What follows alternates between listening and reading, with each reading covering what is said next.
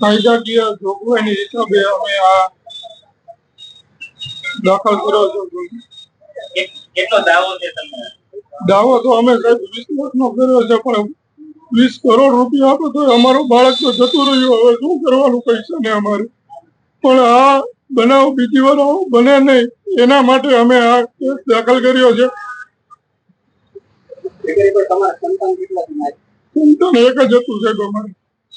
તમારું સંતાનનું જ્યારે મૃત્યુ થયું છે, હજુ સુધી એક પણ રાજકારણી ઉપર નથી ફરિયાદ થઈ, નથી નિવેદન, એ બાબત સાહેબ હવે એ તો સરકાર પગલાં લે છે. હવે અમે તો શું કરી શકીએ એના માટે?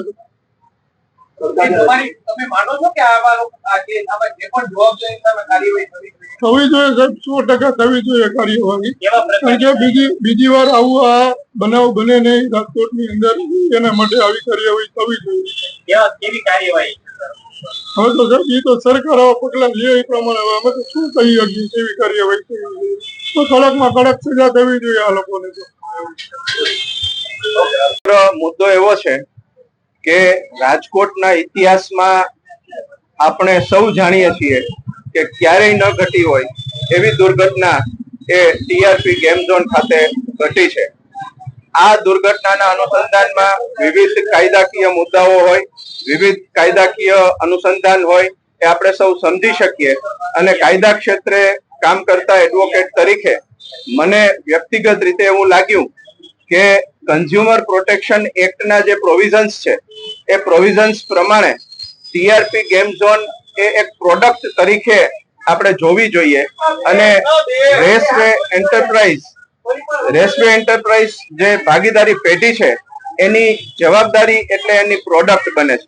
કાયદાકીય પ્રોવિઝન એ પ્રકારના છે કે જ્યારે કોઈ પણ ઉત્પાદક પોતાની પ્રોડક્ટ માર્કેટમાં લોન્ચ કરે છે, માર્કેટમાં રજૂ કરે છે, માર્કેટમાં ઓફર કરે છે, ત્યારે એ પ્રોડક્ટ સંદર્ભની તમામ લાયબિલિટીઝ એ જે તે મેન્યુફેક્ચરરની હોય.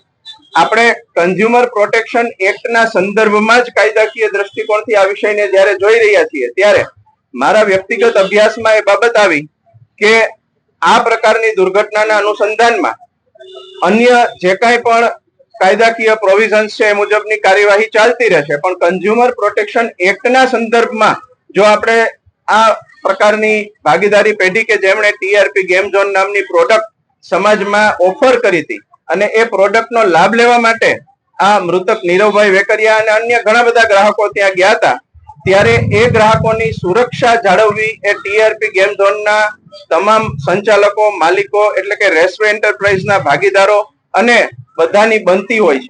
અને જ્યારે બધાની આ પ્રકારની જવાબદારી બનતી હોય અને એ જવાબદારીથી ભાગવાની કોશિશ કરતા હોય ત્યારે કાયદાનો આશરો લઈ અને કાયદાના માધ્યમથી કાયદાકીય પ્રક્રિયા અનુસરીને જો મૃતકના પરિવારને કોઈ ન્યાયિક કાર્યવાહી થઈ શકતી હોય, એના માટે વળતર મેળવી શકાતું હોય તો એ વળતર મેળવવું જોઈએ. આપણે જાણીએ છીએ કે કોઈ પણ માનવ જીવનની ક્યારેય કોઈ કિંમત આંકી શકાય નહીં.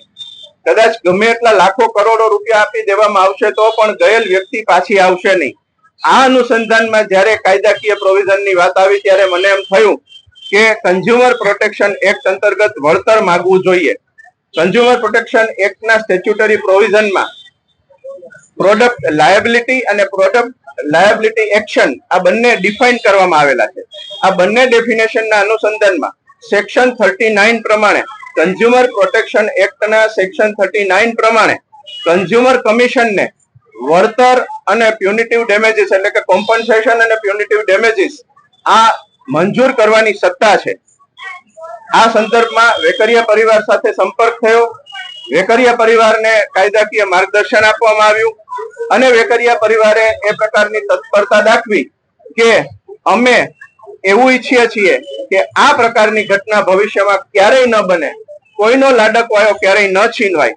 આ અનુસંધાનમાં એમણે જ્યારે તત્પરતા દાખવી ત્યારે વ્યક્તિગત રીતે એક એડવોકેટ તરીકે કાયદા ક્ષેત્રે કામ કરીએ છીએ ત્યારે અમારું સામાજિક ઉત્તરદાયિત્વ પણ અમારે નિભાવવું જોઈએ, બજાવવું જોઈએ અને અમારા વ્યાવસાયિક કર્મને માનવ ધર્મ સાથે જોડવો જોઈએ. અને આ પ્રકારની જો કાર્યવાહી થશે તો મને એમ લાગે છે કે કોઈને કોઈ સ્વરૂપે આ રંગીલા રાજકોટની જે શાન બાન આબરૂ શાખ છે એ જળવાઈ રહેશે અને આવી જ રીતે રાજકોટની સામાજિક એક્ટિવિટીના ભાગરૂપે, સામાજિક ઉત્તરદાયિત્વના ભાગરૂપે, રાજકોટના એક નાગરિક તરીકે, કાયદા ક્ષેત્રે કામ કરતા એડવોકેટ તરીકે મને એવું લાગ્યું કે આમનું આ કાર્ય જે છે એ મારે નિઃશુલ્ક, વિના મૂલ્યે, કોઈ પણ પ્રકારની ફી લીધા વગર કરવું જોઈએ. એટલે મેં એમને એવી વિનંતી કરી કે ભાઈ તમારું કામ હું ચોક્કસપણે કરીશ, પણ એક શરતે કે તમારી પાસેથી હું એક પણ રૂપિયો ફી લઈશ નહીં. આ માત્ર નીરવ વેકરિયા પૂરતી વાત નથી. ગ્રાહકની વ્યાખ્યામાં આવતા કોઈ પણ વ્યક્તિ કે જે ટીઆરપી ગેમ ઝોનમાં મૃત્યુ પામ્યા છે, એ કોઈ પણ વ્યક્તિ મારી પાસે આવશે તો એક રૂપિયો પણ ફી લીધા વગર નિઃશુલ્ક એમના માટે કન્ઝ્યુમર પ્રોટેક્શન એક્ટ અંતર્ગત ફરિયાદ દાખલ કરવાની અને ફરિયાદ લડી આપવાની કામગીરી અમે કરી આપશું. આ તબક્કે અમારા એસોસિએશન એટલે કે કન્ઝ્યુમર બાર પણ અમારી સાથે છે. કન્ઝ્યુમર બારના પ્રમુખ શ્રી ડીબી વસાવડા, સેક્રેટરી શ્રી સુનિલ પોપટ, આ સહિત બધા જ કન્ઝ્યુમર બારના મેમ્બર્સે પણ ટેકો જાહેર કર્યો છે. અગાઉ આપણે સૌ જાણીએ છીએ એમ રાજકોટ બાર એસોસિએશને પણ એવી જાહેરાત કરી છે, એવો ઠરાવ કર્યો છે કે આ ટીઆરપી ગેમ ઝોન દુર્ઘટનામાં જે કોઈ પણ જવાબદાર લોકો છે એના તરફે કોઈ પણ વ્યક્તિ એડવોકેટ તરીકે રોકાશે નહીં. આ આખી સમગ્ર પ્રક્રિયામાં સૌથી મહત્વની બાબત છે એવી છે કે આ પ્રક્રિયામાં અમે ટીઆરપી ગેમ ઝોનના ભાગીદારો, મિલકતના સંચાલકો, માલિકો અને સાથોસાથ રાજકોટના કલેક્ટર શ્રી, રાજકોટના મ્યુનિસિપલ કમિશનર શ્રી, રાજકોટના પોલીસ કમિશનર શ્રી, એમને પણ પક્ષકાર બનાવ્યા છે.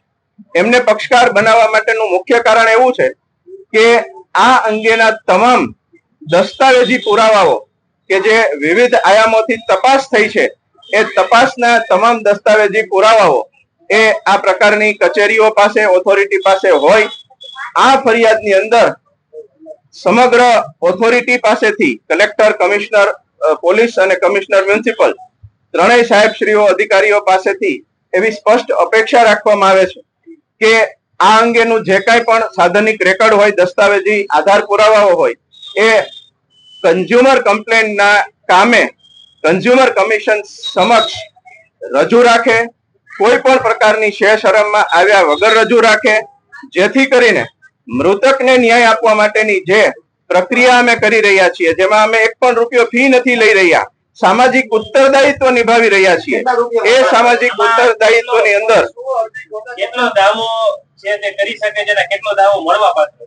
અમે 20 લાખની ફરિયાદ દાખલ કરી છે. 20 લાખનું વળતર મળવા પાત્ર છે એટલા માટે કે મિનિમમ વેજીસ એક્ટ પ્રમાણે જો ગણતરી કરવા જઈએ તો આ પ્રકારે એન્જિનિયરિંગમાં ભણતો વિદ્યાર્થી હોય અને એને ભવિષ્યમાં જે મળવાપાત્ર વળતર હોય એને ધ્યાનમાં રાખતા એ રકમ કદાચ 15-16 લાખ રૂપિયા જેવી થતી હોય છે. તો આ અનુસંધાનમાં અમે